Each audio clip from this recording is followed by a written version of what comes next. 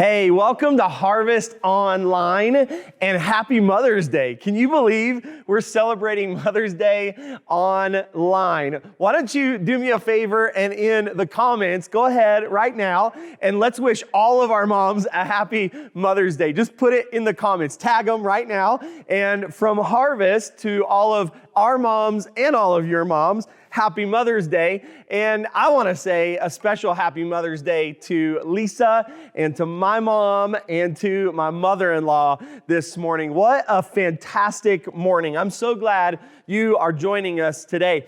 In honor of Mother's Day, this past Friday, we actually honored single moms. We were able to deliver 25 single moms across Albuquerque some dinner from Bubba's 33. Moms, I hope that you feel the love today and all weekend long. Happy Mother's Day. We are in a series right now called New Normal. The series started because over and over, I'm hearing people ask this question. You've probably heard it. When are we going to get back to normal? And my thesis is that I don't know that we should go back to normal. Now, don't get me wrong. There are things about how we used to do life that I'm excited about getting back to. I can't wait until I'm preaching to a room full of people. You know, normally I'm preaching this message and it's just me and Tyler in the room. Today, we doubled our physical attendance because Jose is here with us today. So I'm feeling a little bit better, but I can't wait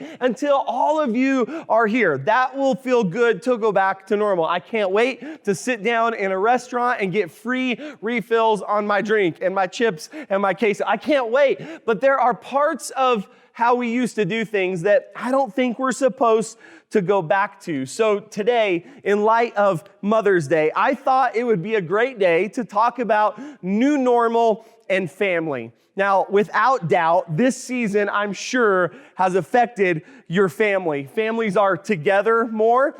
Parents are now homeschool teachers. Parents, many of you are now acting as the pastor in your family. We're streaming a kids program, but when it ends, you are pastoring your children. Things have changed for families. Schedules are off. I don't know what your schedule looks like, but we're eating dinner at 9 o'clock at night now. I mean, things are off. Whatever your family dynamic looked like on March the 10th, undoubtedly it's different today on May the 10th.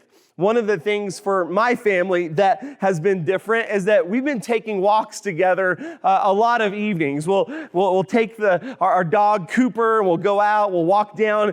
There's some trails near our house and we'll go out for a walk. And this week we were out walking and one of the girls mentioned how much they're enjoying these walks during this season of quarantine. And I looked at the girls and I said, you know, we can do this even when we're not in quarantine. And then we began to talk about the things we've discovered in this season that we want to keep when all of this is over. The girls commented that they're enjoying us cooking together and eating at home together more. And one of the things we've been doing lately is we set up cornhole in our backyard. We've been playing cornhole tournaments, and Lisa and I were the reigning champions for like 3 nights in a row. Okay, so we're enjoying playing cornhole together. We're enjoying being together. We're enjoying being with our dog Cooper more. In fact, I think he might be the happiest of everyone in the family. He's enjoying us being around. There are plenty of good things that have come out of this season for families. And yes, there are also plenty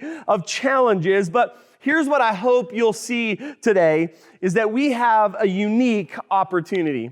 The opportunity is this. This crisis has given us an opportunity to reset. I mean, it's as if all across the nation, the reset button has been pushed. And here's what I want us to take advantage of this reset opportunity. Now, I know this will date me, but I grew up playing the original Nintendo. I don't know if any of you have had the pleasure of playing the original Nintendo. Pastor Tyler actually had one, so he let me borrow it for this morning. This is an original Nintendo. I think we'll get a close-up shot of this for you to enjoy this morning. And here's what this season has reminded me of. It's the reset. If you grew up playing the original Nintendo, you will remember this trick. Sometimes the the game would stop working. And so what you had to do is you turned it off. You had to hard reset it. You'd turn it off and you would pull the game out, okay? And I think, let's see, I should have practiced it. There we go. Here's the game. We have original Super Mario Brothers and Duck Hunt. All right, give me a fist bump in the comments if you liked playing these games. All right, and here's what you would do. And millennials are going to make fun of me for this. It's okay. This is how you did it. You took the game out of the console and you had to blow into this part right here. All right, so you'd blow into it. Just like that. For some of you, that just took you back. I mean, you in your mind, you are now, 12 years old again playing Duck Hunt or Contra. If you don't remember the cheat code for that, it's up, down, left, right, BA, select, start. And if you never played that, you have no idea what I'm talking about. You would take the game out, you would blow into it, then you would put it back into the machine, and you would turn it on, and that was the hard reset. Why am I talking about the original Nintendo and the hard reset? Because I'm telling you, this is what has happened in our world today, is that the hard reset has been pushed. And here's what I'm hoping. I'm hoping that you see the opportunity. You can choose right now to see what's happening in our world as a huge inconvenience, or you can see the opportunity. I'm hoping you see the opportunity, the hard reset. Here's how I've been saying it lately. When things go back, because they're going to, when all of this is over and things go back, you don't have to go back. Take a minute and think about your family and what normal used to look like.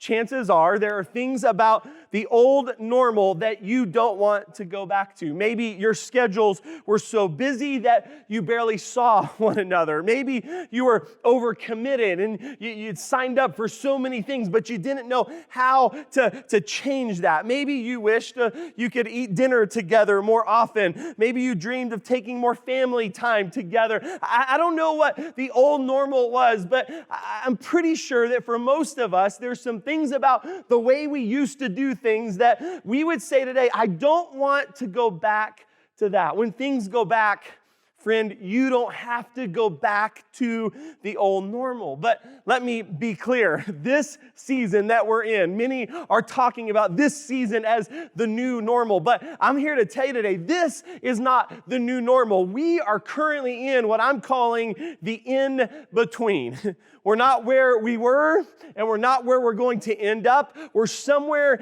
in the middle. We're in the in-between. And the awesome part about in-between is that now we have the ability to change from what was and create something new. So I'm going to challenge you today. When it comes to your family, whatever your family dynamic is, maybe you're single, engaged, married without kids, married with kids, widowed, whatever your family dynamic looks like. Here's my challenge to you today.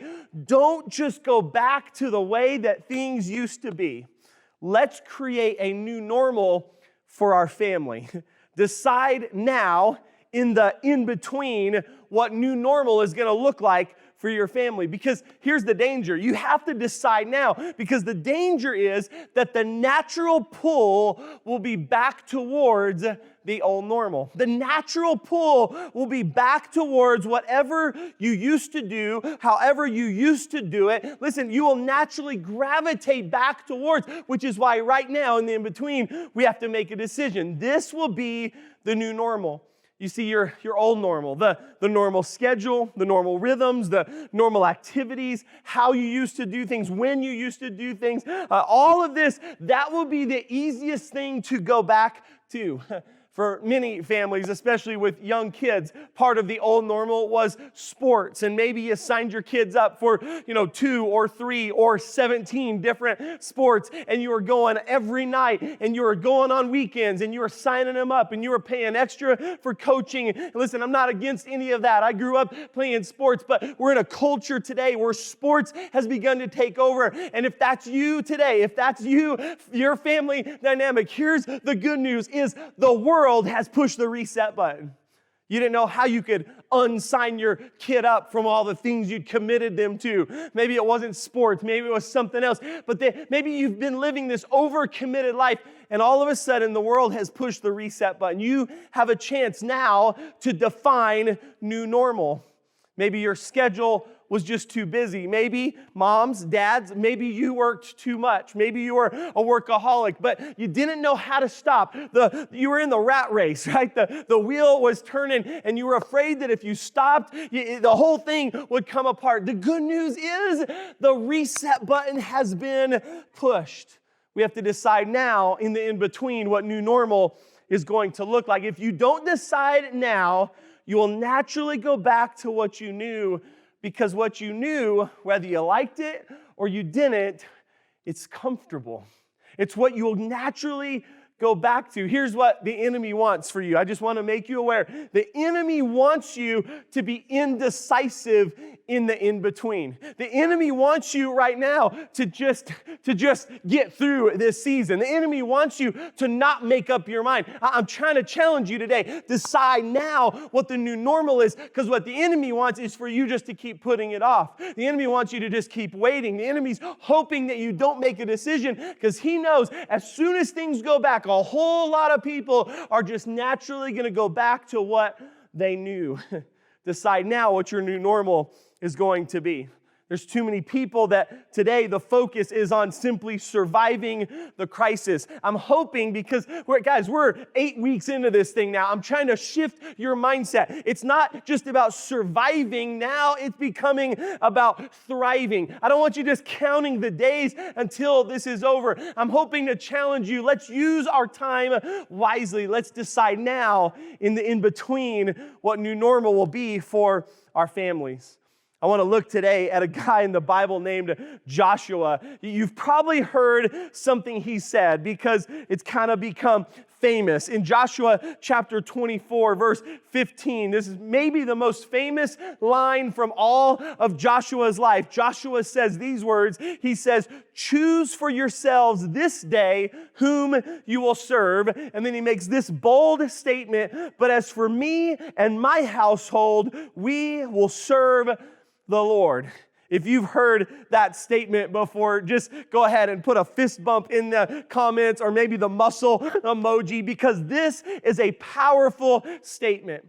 Joshua is taking a stand. He says, as for me and my house, he says, choose. But as for us, we are going to serve the Lord. Now, this may surprise you, because honestly, it surprised me this week as I studied Joshua. I've heard this verse, this powerful statement, literally my entire life. I've seen it on t-shirts and posters and signs and in church offices. I'm familiar with the statement. And in my mind, this statement came from a young Joshua. Maybe he's just gotten married, or maybe he's just had, some children. And it sounds to me like he's making a statement as a young man. As for me and my house, he's leading the home. As for our family, we are going to serve the Lord. To me, it was a commitment of how he was going to lead his family.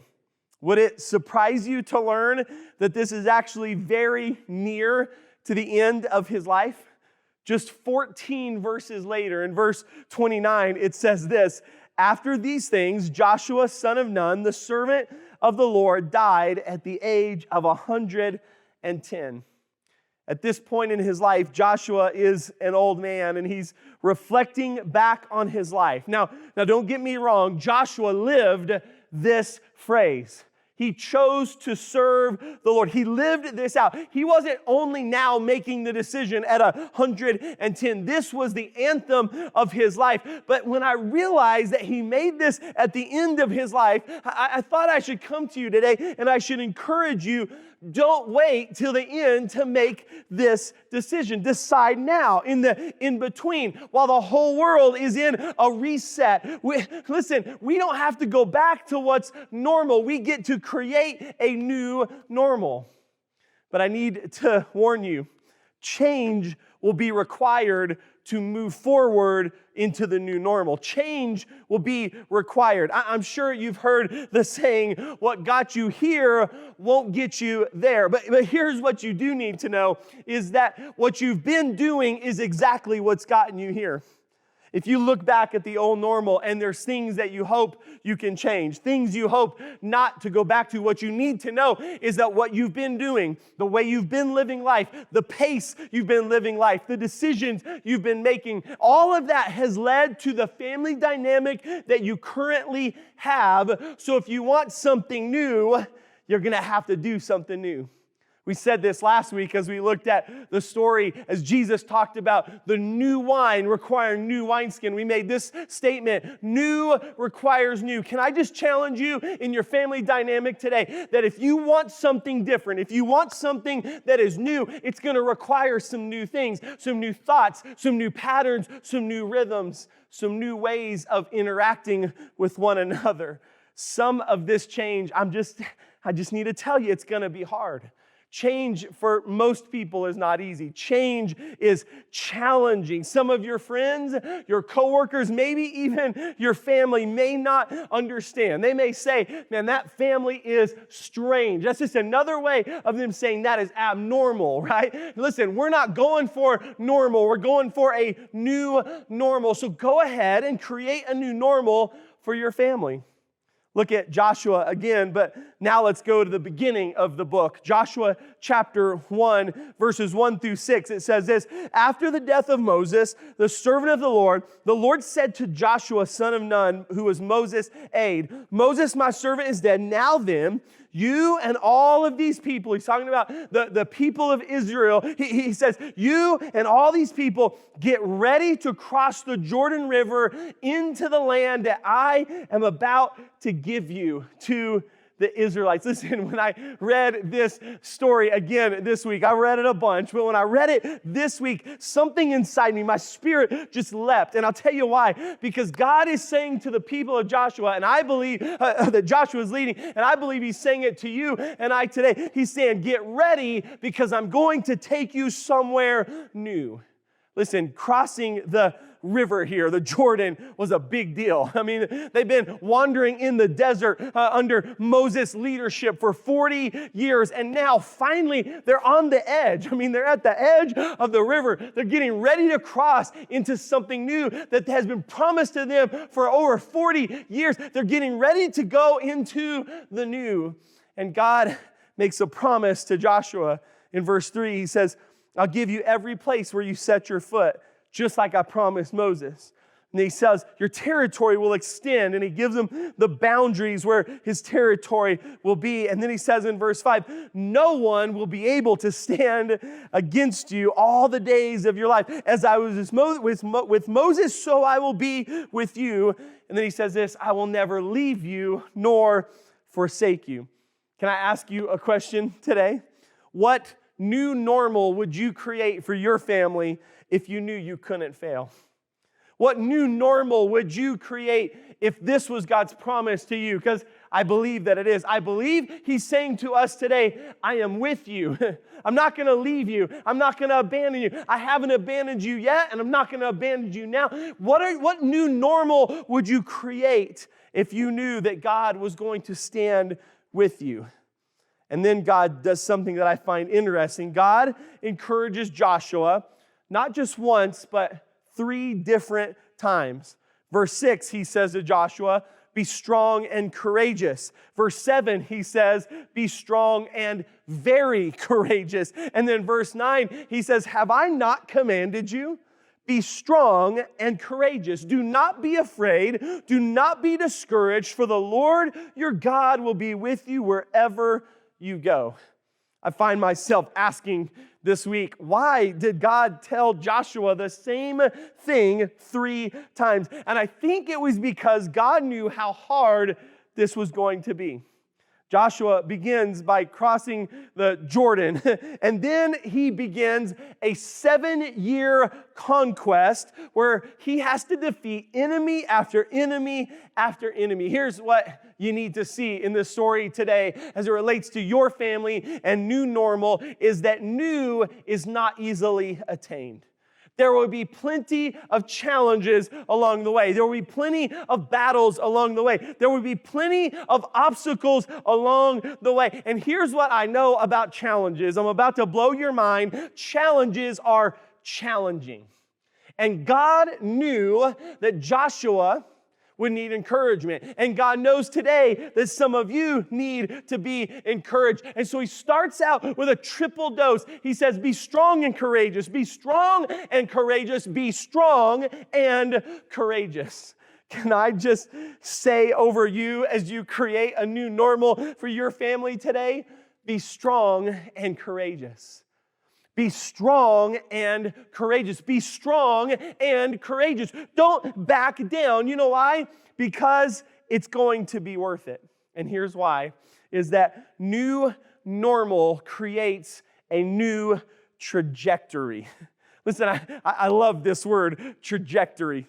Your life, your family is on a trajectory right now. That just means that it's headed in a certain direction. There's a path that your family is headed on right now. And new normal can actually alter the trajectory for your family.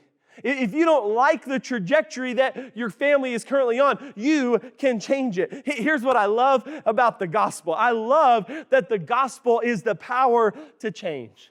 And I love that when it comes to family, when it comes to moms and dads and generations of family, that the gospel is not just the power for you to change, it's actually the power for your entire family tree to change. New normal can set your entire family tree on a new trajectory. I love the stories of generations of not following Christ, generations of addiction, generations of sin, generations of pain, and then one man or one woman says, you know what? We are not going to live this way any longer. And they find Christ, and they find hope, and they accept the forgiveness of sins, and they receive the power of the Holy Spirit. And all of a sudden, it's not just a new branch that grows off of a tree. It's as if a whole new family tree is planted, and from there on, generations to follow can now walk in the blessing and the favor of God. So I'm asking today, why not for you and your family? Why not today? Why not Mother's Day 2020? And I have a question for you as you think about this. What is just one part of your family's old normal that if you could change it today would create a new trajectory for your family? What's just one change that if you could shift that today would literally put your entire family on a new trajectory? Now, if you attend Harvest, if you listen to our teachings very much, you'll know that I really like getting practical. What I found myself wanting to do in this message was to bring you to this point and then to give you a list, maybe 10 things that you could do that would put your family on a new trajectory. But what I really felt impressed was that it wasn't up to me to create the practical steps for this new normal, that the practical for you needs to be very personal. In other words, what needs to happen is that the Holy Spirit would begin to show you what new normal can look like for your family. And then you need the courage. This is why God said to Joshua, be strong and courageous, because you're going to need the courage to pursue the new normal. So I'd like to end this way. I feel like the Lord is leading me to speak prophetically over your family. In fact, He woke me up this morning and He put this in my heart. So I'm going to share it with you today because this is what I see in the spiritual realm as I think about my family and your family. Joshua chapter 1, the Lord begins to instruct Joshua. He says, be strong and courageous. Everywhere I send you, I'm going to give it. Everywhere your foot lands, I'm going to give it to you. He sends him out. And in Joshua chapter 3, I want to take you there. This is where we're going to end today. Joshua chapter 3 says this. Early in the morning, Joshua and the Israelites set out, and they went to the Jordan where they camped before crossing over. Here's what I want you to see. Joshua and the people of Israel found themselves in the in-between. They had left everything they knew.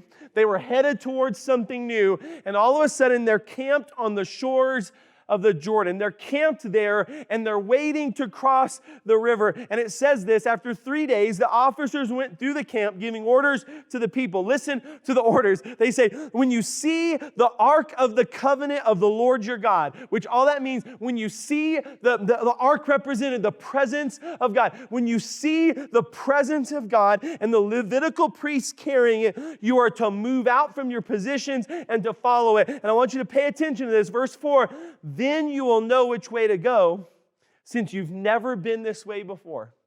He's saying, when you follow the presence of God, you're going to know which way to go, and you've never been there. You know why? Because it's a new normal. It don't look anything like the old way.